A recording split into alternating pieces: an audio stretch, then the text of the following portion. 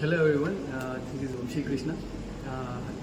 Recently I have completed my BTech in 2024 year from St. Martin's Engineering College from a specialized stream called ECE, where I have no knowledge on coding and coding and other part.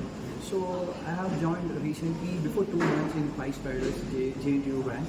I was thorough with all the skills like Python and also SQL and also like HTML, CSS. So by this knowledge, this vast knowledge I have learned in Pyspiders. With this I have cracked the interview edge, which are nearly about 6 rounds, starting from jam session and also technical round and technical round, manager round, project manager round and etc.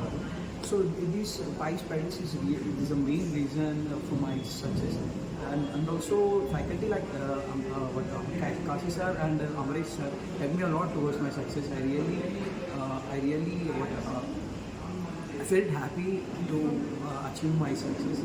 And also I hope everyone suggests Pyspiders to reach their goal. Thank you.